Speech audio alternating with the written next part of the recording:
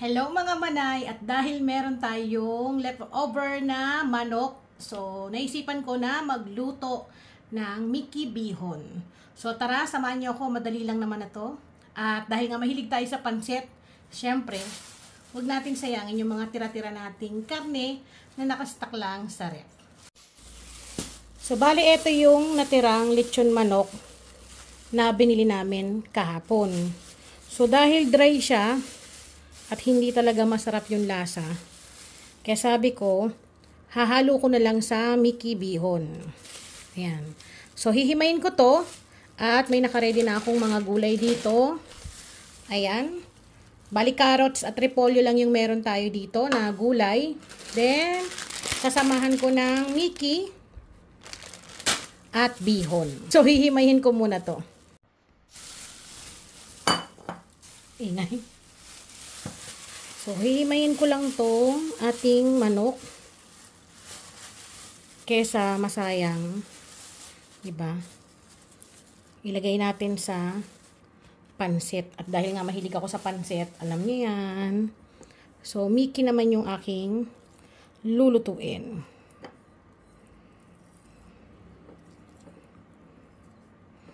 So, hihimayin ko lang ng ganito. Pwede rin ang baboy, kung meron kayong tirang baboy.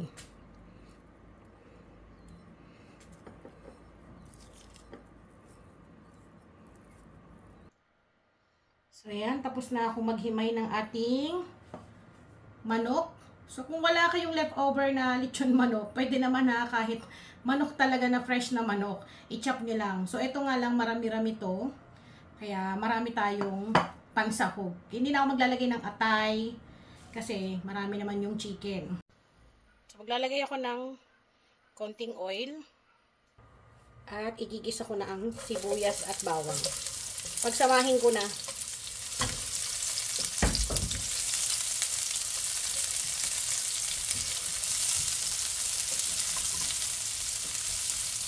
Pwede kayo maghalo dito ng kikiam, fishball, squidball.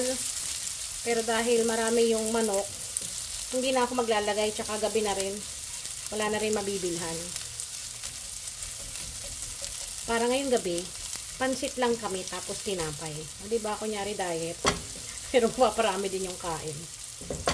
So, pag nagisa na natin, ilalagay ko na ang ating chicken. Marami-rami din yan.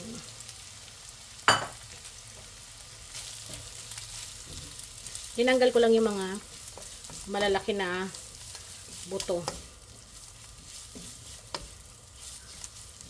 Masarap sinasangkot siya para mas malasa. Maglalagay tayo ng paminta. Then patis. Konting patis lang. Kasi maalat-alat na tong manok. Baka naman umalat din yung pansit natin.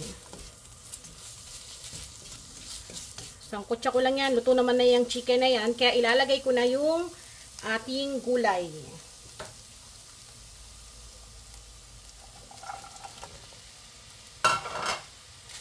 Mix lang natin. So, pinagsama ko na yung repolyo at carrots. Bahala na kayo dyan. Kung anong gusto nyong unahin. Maglalagay din tayo ng sabaw. Mga 2 cups. At 3 kutsarang soy sauce. Maglalagay din ako ng sugar. Ito ay optional. Para may konting palo ng tamis. Pero again, yan ay optional. Siyempre, haluin na natin.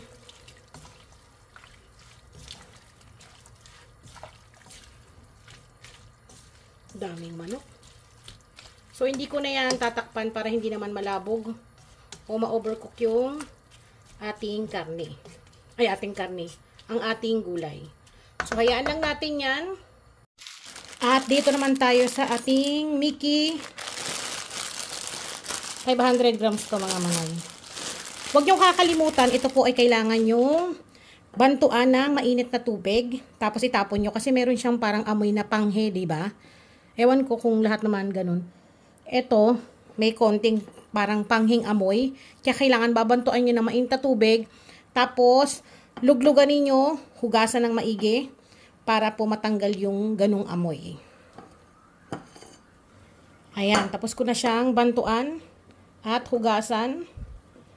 Huwag niyong patatagalin sa main tubig ha, para naman hindi maluto yung inyong Mickey. Ayan. So, nahugasan ko na to. Set aside natin. Then, ito naman yung ating bihon. So, 2 piraso lang ang laman nito. Bali, mga 250 grams to, mga manay. Ayun lang yung kailangan natin. So, ito naman, hatiin natin. Hindi ko na to binababad sa tubig kasi gusto ko yung masisip-sip niya ay yung ating pinagpakuluan yung sabaw. Kasi kung ibababad nyo to sa tubig, matabang yung pancit ninyo. So, yun lang para sa akin ha. Yung iba kasi nagbababad. Pero kung ganun yung gusto nyo, go, gawin nyo yun.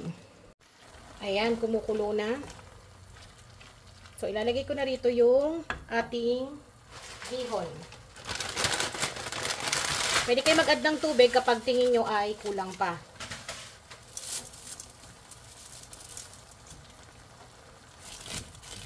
Tapos, iilalim ninyo para makasipsip dun sa sabaw. Iibabaw nyo yung gulay. Para yung gulay natin, hindi naman siya ma-overcook.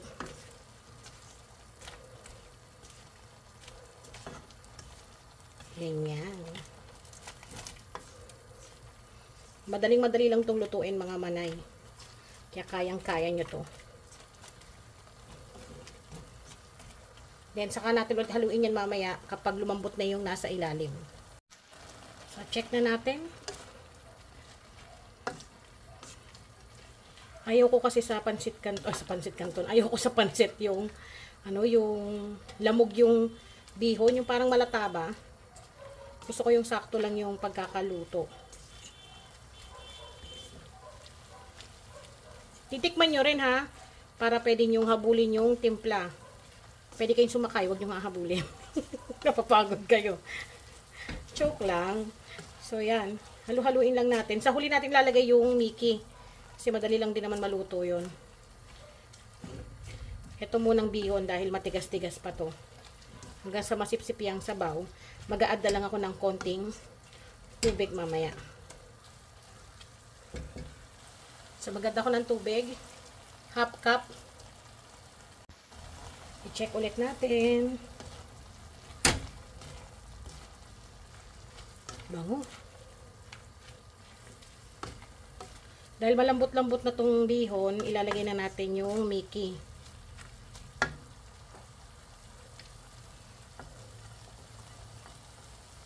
Sinong mahilig sa Mickey? Hindi lang yan pang pang lomi, pang pansit din, pang bihon.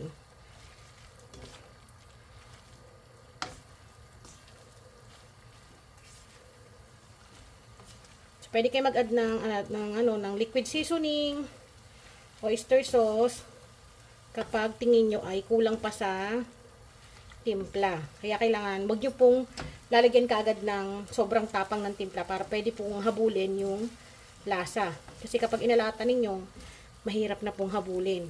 Magdadagdag kayo ng pansit pag sobrang alat. Ano?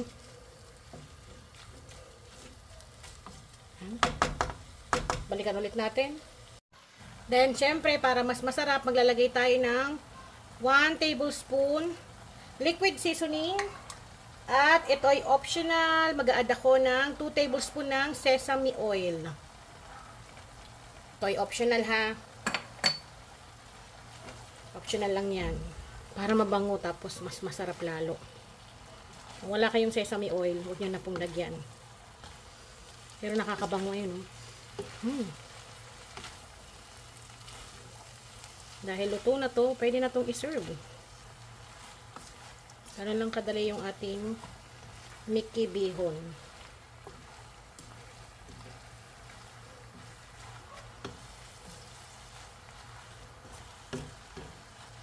So, ayan na. Tara, kain na tayo.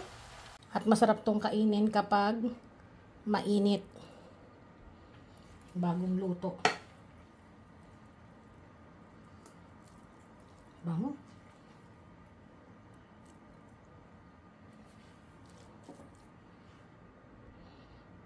Tapos marami pang sahog.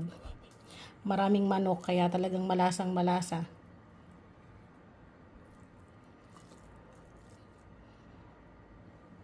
Ayan, kain tayo. Siyempre, meron tayo ritong monay. Masarap kumain talaga nito kapag may pares na monay. Tapos, ipapalaman mo.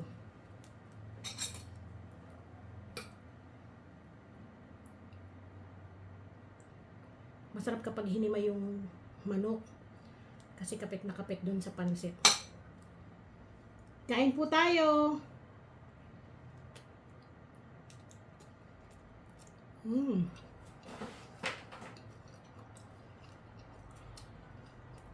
Sarap. Tapos yung Mickey, hindi siya yung mapait. Yung Mickey kasi kapag na-overcook mo, pumapait yung lasa niya. Parang meron siyang, basta meron siyang lasa na ganun.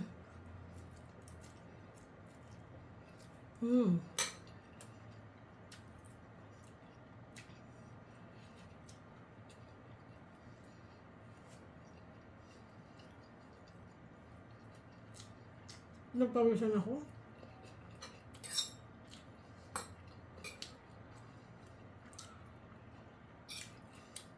Kain tayo mga manay.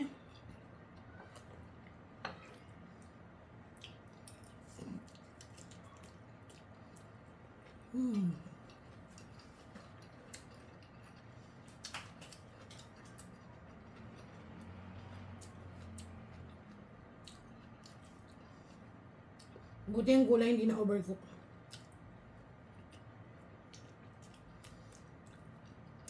Malutong pa rin.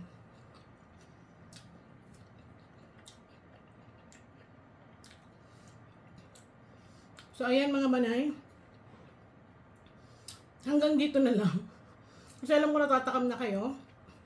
So, muli ako po ang inyong madiskarteng nanay. Maraming salamat po sa inyong panonood. At sana po, matry nyo tong ating version ng Mickey Bihon. Tara, kain po tayo.